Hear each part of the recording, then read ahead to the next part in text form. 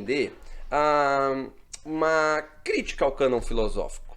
E eu vou chamar de quase crítica, porque eu não critico o cânon, ok? Eu não quero desconstruir o cânon. Eu não proponho em nenhum momento acabar com o cânon, não. O cânon é importante, lembrando que o cânon é aquela compreensão de filósofos, de pensamentos, de ideias, de teorias, de grupos que trouxeram impactos, são muitas vezes paradigmáticos ao longo da história. E você não tem como estudar a história da filosofia sem estudar. É impossível estudar a história da filosofia e não estudar Descartes, não estudar Kant, não estudar Heidegger, não estudar Tomás de Aquino. É impossível, ok? Porém, os nossos preconceitos e preconceitos, e ao longo da história também, os preconceitos e preconceitos, problemas de tradições, problemas geográficos, fizeram com que alguns filósofos, que são filósofos geniais, pensadores geniais também, ficarem de fora. Um outro problema é o seguinte, a gente tem uma predileção por escolher muitas vezes filósofos que construíram sistemas filosóficos. É muito comum, por exemplo, você ir lá e estudar Hegel, né? Tem uma força, Hegel, Aristóteles, ok? Numa filosofia cristã, por exemplo, Hermann Doiver. Esses filósofos, eles são filósofos que construíram sistemas de filosofia completos, ok? Ou quase completos. A ideia era revolucionar a estrutura do conhecimento filosófico. Por isso, muitos deles se colocavam como aqueles que a filosofia tomaria um outro rumo a partir deles, ok? Por quê? Porque eles estão mudando toda a estrutura do pensamento filosófico.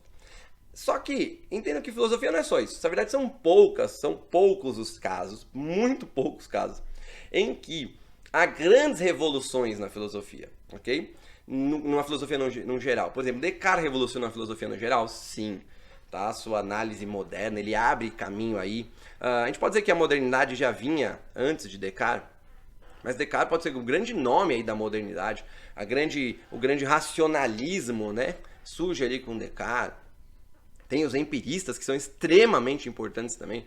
Mas a gente pode falar que Descartes marca aí uma virada na história da filosofia. Kant, né? É impossível pós-Kant alguém estudar filosofia sem passar por Kant, ok? É impossível viver na contemporaneidade sem estudar Heidegger, visto que o Heidegger, por exemplo, ele influencia muito dos pensadores contemporâneos, que trazem muito do nosso pensamento cultural mesmo, ok? Os modelos, por exemplo, desconstrucionistas, pós-estruturalistas, esses todos os conceitos, eles vêm com uma grande influência, existencialistas, né? Uma grande influência aí do trabalho do Martin Heidegger, né? É impossível estudar filosofia medieval sem Tomás de Aquino. Muitas vezes é colocado que Agostinho e Tomás de Aquino são os dois grandes nomes da filosofia medieval. Agora, isso quer dizer que eu tenho grandes nomes que buscam revolucionar estruturas da filosofia, mas a maioria dos filósofos na história estão discutindo problemas dentro dessas estruturas, dentro desses aspectos da análise historiográfica, da análise filosófica. Não necessariamente tentando revolucionar, por exemplo, toda a epistemologia, como Kant. Não. Na verdade, eles estão lidando com um problema da epistemologia. Eles estão, de repente, revolucionando, mas um problema da epistemologia. Um problema da metafísica. Um problema aqui da ética. Não toda a ética. Não toda a filosofia. Não toda a epistemologia. Então, muitas vezes a gente acaba deixando esses filósofos de lado. Outras vezes, preconceitos. Por exemplo, você vai ter uma grande dificuldade, foi por isso que eu coloquei mulheres do lado de cá, uma grande dificuldade de encontrar filósofas, mulheres, né, fazendo filosofia, porque existe um certo preconceito, você vai ver em frases de vários autores que a mulher não tinha uma capacidade de estudar ou de ter os pensamentos mais profundos, né? E pensadores modernos, como Hegel, por exemplo, né? Modernos não, né? Mais contemporâneos, como Hegel, né? Então, muitos desses filósofos vão entender que a mulher não. Ela não teria um papel adequado no trabalho filosófico, porque ela não teria uma capacidade. Isso é um erro, por isso que eu coloco aqui 3 mulheres aqui de um lado, né? Então, por exemplo, eu garanto que todo mundo que já teve algum contato com filosofia já ouviu falar de Descartes, ou até com matemática, né? Já ouviu falar de Descartes. Mas quem já ouviu falar de Elizabeth da Boêmia, senão aqueles que de fato estão estudando o período moderno? Elizabeth da Boêmia, por exemplo, é uma grande filósofa do período de Descartes também. Quer dizer, ela é uma filósofa importante sim, uma pensadora muito boa, muito interessante no seu trabalho, e ela dialoga com Descartes. Quer dizer, ela debate com Descartes em cartas. É curioso isso. Elizabeth da Boêmia é uma filósofa importante que está debatendo com Descartes, tá trazendo propostas diferentes de Descartes, né? Então, de repente, um preconceito que acaba, na nossa estudo da história da filosofia, deixando Elizabeth da Boêmia de lado. Ou Anne Conwell, uma grande platonista. Ela é uma filósofa importante, ok? Que é deixada meio de lado e nunca pôde, por exemplo, estudar. Que nem a gente fala que a Anne Conwell, ela é da escola de Cambridge, né? Mas ela nunca estudou filosofia em Cambridge por ser uma mulher, ok? Então, mas é uma pensadora muito válida. É uma pessoa que é possível, né, estudar o seu platonismo, por exemplo. Ou Edith Stein, né? Nesse exercício meu de buscar outros autores que não estão cânones, né, não estão ali no cânone filosófico, foi quando eu encontrei, por exemplo, Edith Stein. Edith Stein é uma grande fenomenóloga. Ela é a discípula de Russell, assim como Heidegger. Ela tem um pensamento muito interessante. Ela aproxima, por exemplo, o pensamento da fenomenologia de Russell com o pensamento de Tomás de Aquino. Tem um livro dela muito interessante. Tem vários livros, né? A sua antropologia é interessante, a sua ontologia é muito interessante. E é uma filósofa muitas vezes desconhecida, porque por algum tipo de preconceito até do próprio Russell, né? Com Edith Stein, tá? Que no catolicismo ela é uma santa, né? A Santa Edith Stein. Então, mas de repente no campo filosófico ela acaba ficando em um segundo plano, né? Então, por exemplo, quando você estuda introduções à fenomenologia, até citam Edith Stein, mas ela acaba ficando um pouco de lado. Ou, por exemplo, no período medieval, uma questão geográfica aí, né? Visto que a nossa filosofia ela é muito dependente da filosofia ocidental, então alguns autores da filosofia oriental acabam sendo deixados de lado ou virando só notas de rodapé no estudo de história da filosofia. Por exemplo, este autor aqui, né?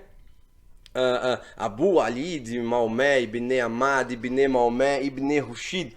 Quando você olha esse nome, você fala, mas quem foi esse filósofo, né? Ele é conhecido ocidentalmente como Averroes. E quem não se lembra aí, né, da figura de Tomás de Aquino, né, pisando sobre ele, né, como uma vitória filosófica, né, um aristotélico superior. Mas será que é? Será que nós não temos nada de Averroes? Lembrando que o aristotelismo, ele toma forma, por exemplo, na Idade Média novamente, vindo dos escritos dos muçulmanos aí, né, da filosofia mais muçulmana nesse sentido.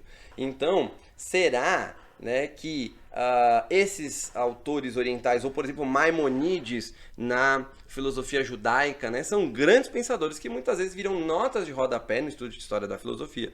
Você vai pegar de repente um livro de história da filosofia e vai ter naquele livro ali, por exemplo, 30 páginas de Tomás de Aquino e uma falando de Averroes, uma falando de Maimonides. Quer dizer, eles são filósofos que se você não cavar, você, por exemplo, não vai encontrar material deles.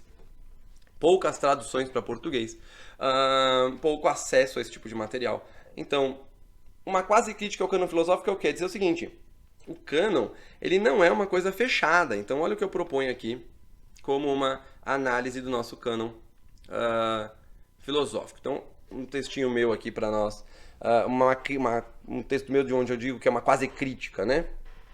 Que eu digo que é importante termos em mente que num módulo de história da filosofia como este, nosso módulo de agora, que o cânon da filosofia não é hermeticamente fechado. Ele não está fechado e acabou, ok?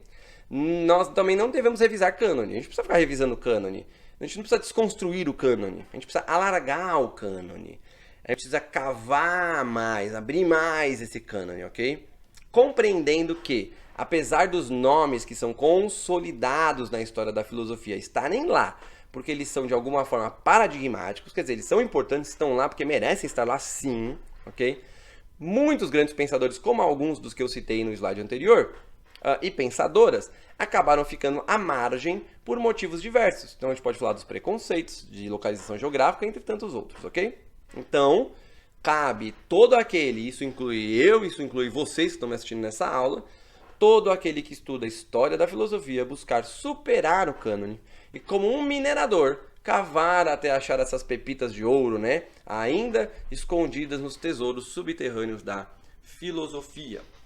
Então, isso aqui é extremamente importante para que nós venhamos a ter em mente aí o que é um trabalho de história da filosofia. Ele não é somente estudar o cânone filosófico, não é somente entender o que cada pensador falou, mas dialogar com eles e criticá-los quando necessário, assim como essa minha quase crítica ao cânon filosófico, ok? Então tenham sempre isso em mente para que nós possamos aí caminhar. E isso faz parte da minha análise objetiva e subjetiva, quer dizer, até onde os meus juízos de valores, ou juízos de valores dos historiadores da filosofia ao longo da história,